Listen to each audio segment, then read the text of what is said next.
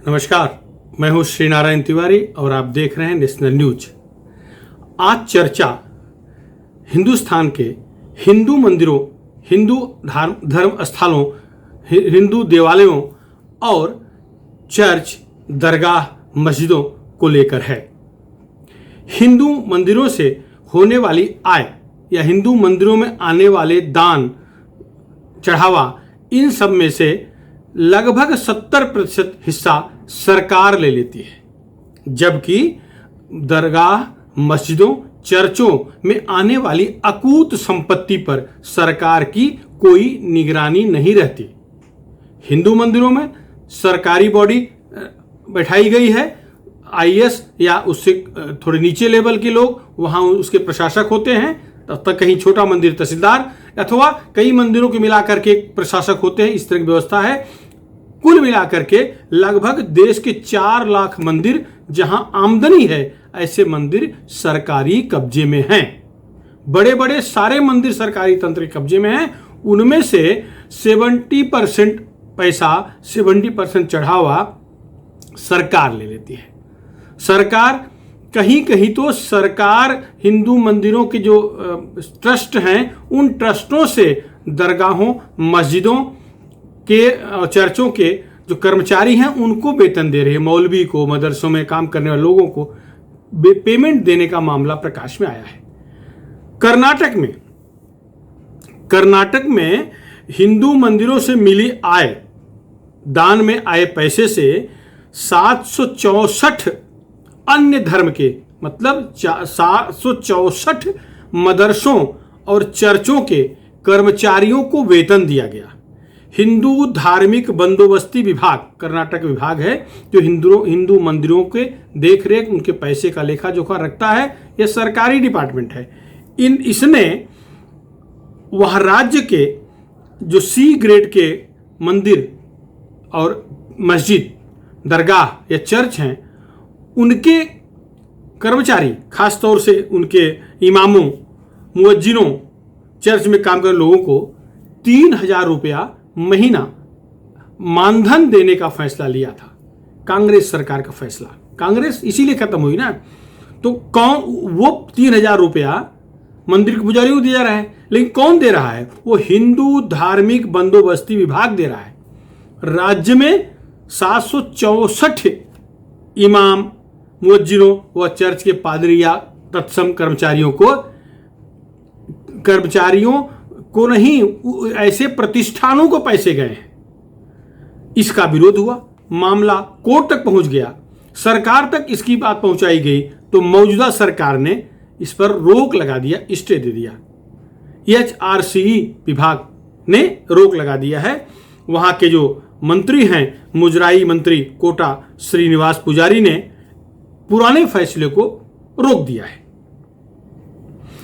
आदेश में कहा गया है कि हिंदू मंदिरों से हुई आय या जो भी दान चढ़ावा आया है, उसका उपयोग किसी अन्य धर्म के धार्मिक कामों या धर्म के कर्मचारियों को नहीं दिया जा सकता, उन पर खर्च नहीं किया जा सकता। यह विश्व हिंदू परिषद की लंबी लड़ाई के बाद यह सफलता मिली है।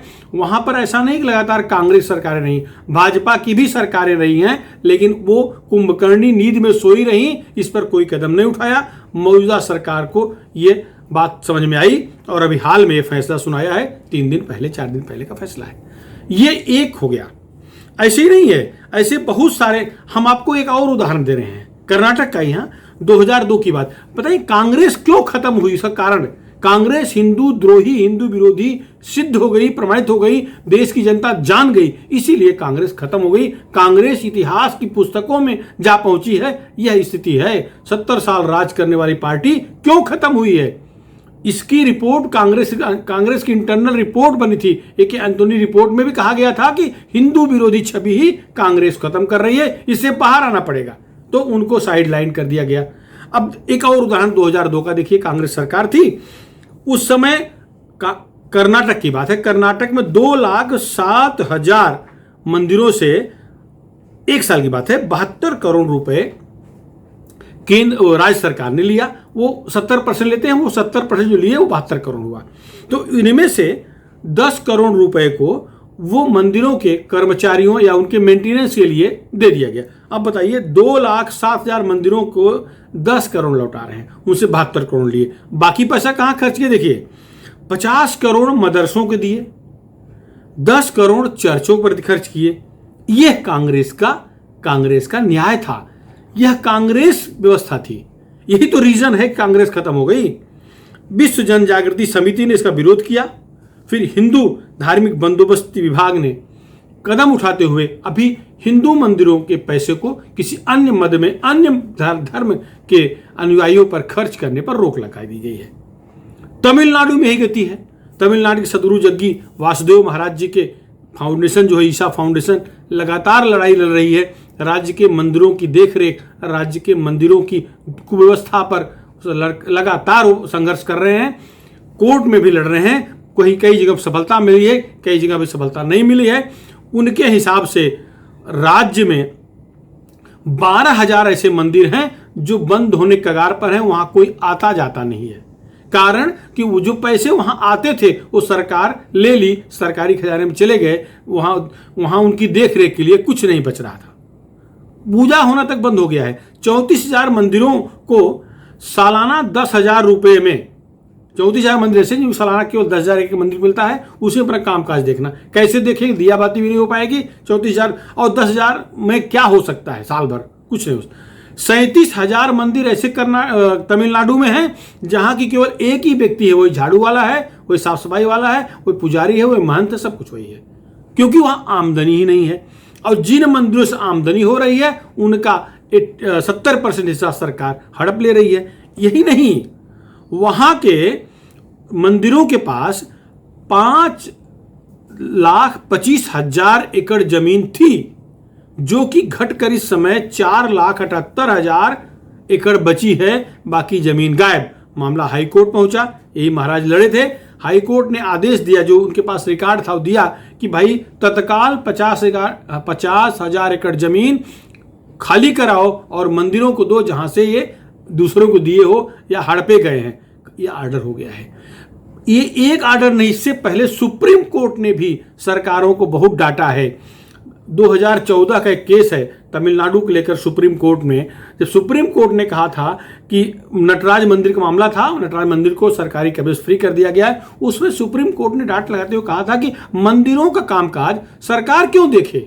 मंदिर धार्मिक पैसा है, लोग दान किए हैं तो उनके लोग मैनेज करने चाहिए, सरकार क्या करना है? अब पूजा, अभी इसके थोड़े दिन पहले बोबड़े साहब, जस्टिस बोबड़े ने भी यही कहा था कि सरकार इसमें हस्तक्षेप कर रही, गलत हो रहा है।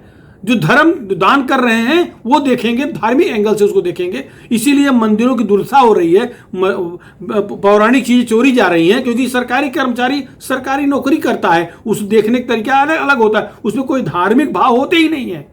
और कई जगह तो इवन मंदिरों में गैर हिंदू बैठा दिए गए हैं, ट्रस्ट कमेटियां जो बनी सरकारी।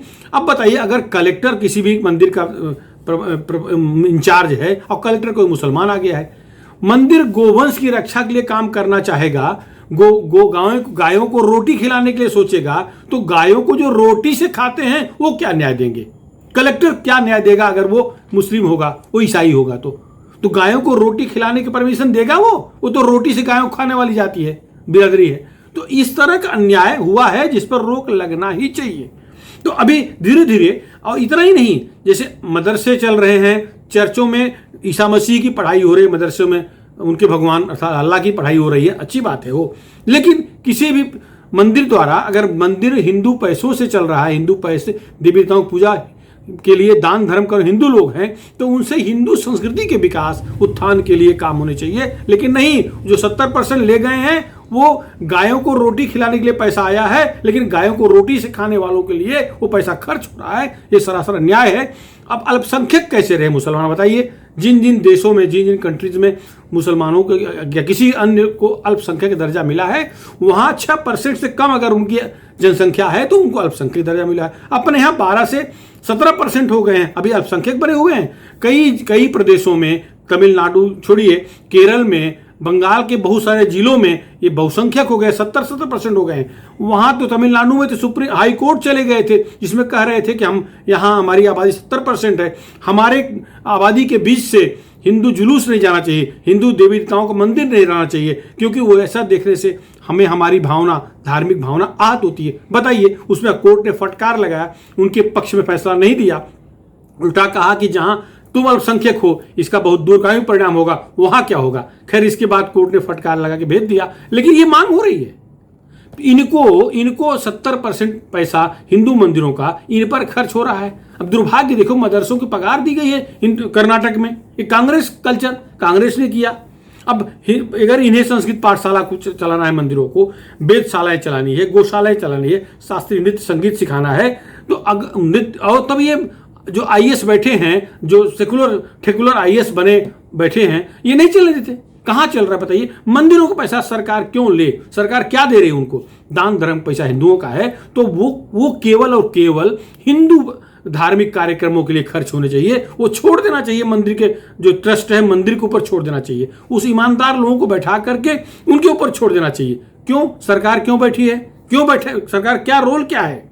मैं सबसे खुशी की बात यह है, कर्नाटक सरकार ने फैसला दिया है। इससे पहले उत्तराखंड ने 51 मंदिरों को मुक्त कर दिया सरकारी कब्जे से। अब मंदिरों का स्थानीय बॉडी देख रही है और अच्छा चल रहा है। कर्नाटक में हो गया। अब तिरुपति तिरुमला मंदिर आंध्र प्रदेश का जो है, उस पर कई बार तो ईसाई, कन्वर्टेड ईसाई, मुसलमान ये ट्रस्टी बने बैठे हैं। कांग्रेस कार्यकाल में ऐसा हुआ है। उन्हें क्या श्रद्धा है भगवान बालाजी पर? हमारे उन्हें क्या श्रद्धा होगी? मैं एक मंत्री के साथ नासिक गया था, मैं मेरी बात बता रहा हूं, गया था। मंत्री हमारा मुस्लिम था, मित्र था, तो हम सरकारी दौरा था, तो वो दरगाह में जाने लगा, मैं बाहर खड़ा हो गया। वो गया, अंदर से आया, मुझसे बोला, पंडित जी आप क्यों नहीं आए? हमने कहा भाई मुझे तो वहां आने में इसलिए मजा नहीं आया कि मैं जानता नहीं कौन है वहां, कौन सोया है, क्या किया है।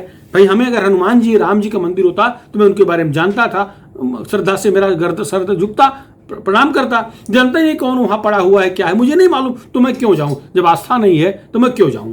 खैर, उसको बुरा नहीं लगा। मैं ये कहना चाह रहा हूं, अगर ये कलेक्टर या ये कमिश्नर जो भी मुस्लिम होगा, अगर उसको मंदिर पर शासन करना होगा तो क्या श्रद्धा उसके पास है? उसे श्रद्धा ही नहीं तो क्यों वो उसके अंदर रखा जा रहा है? ट्रस्ट हो और जनता की ट्रस्ट हो, वो पैसे में ऐसा सरकार नियम बनाना चाहिए। कम से कम नरेंद्र मोदी को तो नियम बना ही देना चाहिए कि हिंदू मंदिरों का पैसा सरकार क्यों ले। हिंदू मंदिरों पे कंट्रोल करो, कहां खर्च कर रहे हैं, आया दान किस रूप में जा रहा है, वो नियंत्रण होना चाहिए। मैं बात तिरुपति जी कर रहा हूं, वहां 1300 करोड़ दान लगभग हर साल आता है, जिनमें 85% राशि सरकार ले लेती है। वहां अलग नियम है, और बची राशि पर भी जीएसटी। सोचिए ना कितना बड़ा अन्याय है। राज्य के और इतना ही नहीं, वहां इतना आंध्र प्रदेश में अन्याय हुआ है, राज्य के 10 बड़े मंदिरों की जमीन को लेकर के सरकार ने वहां गोल्फ कोर्स शुरू कर दिया है। गोल्फ, भाई मंदिर की जमीन है, पूजा पाठ जिसने दान दिया, जिस भावना से दान दिया था, वो भावना को आहत नहीं कर रहे हो। सर्वनाश नहीं होगा तो क्या होगा? बहुसंख्यक कांग्रेस को छोड़ के दूर क्यों नहीं जाएंगे? बहुसंख्यक बीजेपी के साथ क्यों आए? क्योंकि उनको लगा कि उनकी भावना के साथ यहां खिलवाड़ नहीं होगा। एक कमीने श्री राम मंदिर के दान को, जमीन पर दान को लेकर के जो आरोप लगा रहे हैं, इनका ऐसे ही नाश हो रहा है, खत्म हो गए। टिकट ब्लैक करने वाला, सिनेमा हॉल का टिकट ब्लैक करने वाला एक आम आदमी पार्टी का पागल अगर कुछ कहे तो कौन मान लेगा? ऑन रिकॉर्ड खरीद बिक्री हुई है, सब बैंक ट्रांजैक्शन है, कहां घोटाला हुआ? ये कमीने खाली ये फैला रहे हैं, भ्रम फैला रहे हैं, जिसे हिंदू विचलित हो जाएं।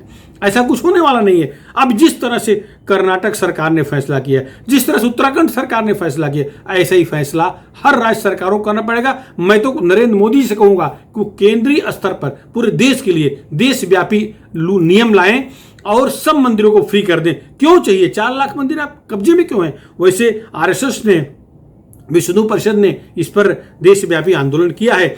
आरएसएस के सह प्रचार प्रमुख नरेंद्र कुमार ठाकुर ने इस पर कड़ी टिप्पणी की है। उन्होंने कहा है कि मंदिरों को फ्री किया जाना चाहिए। या मिलिंद परांडे वीएचपी के महामंत्री हैं, वो लड़ाई लड़ रहे हैं, कानूनी लड़ाई की धमकी दी है और हो रहा है। महाराष्ट्र की बात कर ले, महाराष्ट्र में करीब 4000 मंदिर सरकारी कब्जे में हैं। विट्ठल, पंढरपुर का विट्ठल महाराज का मंदिर, सिद्धिविनायक मंदिर, कोल्हापुर मंदिर, महालक्ष्मी, ये सब मंदिर सरकार ले ली। यहाँ का पैसा लेती है, गाय को रोटी खिलाने वाले दान करते हैं, गाय को रोटी खाने वाले के ऊपर खर्च कर देती है। दुर्भाग्य देखिए, पंढरपुर महाराज का मंदिर की पूरी जमीन चली गई है, सरकार कुछ पता नहीं। ऐसे असंख्य उदाहरण है। अब आज आवश्यकता है सबको एकत्रित होकर के इस पर विरोध करने का कि हिंदू मंदिरों का पैसा हिंदू संस्कारों के लिए, हिंदू कार्यक्रमों के आयोजन के लिए खर्च होना चाहिए, अन्यथा कहीं नहीं। आपको हमारा मुद्दा कैसा लगा, पसंद आया तो जरूर शेयर करके जन जन तक पहुंचाएं। धन्यवाद।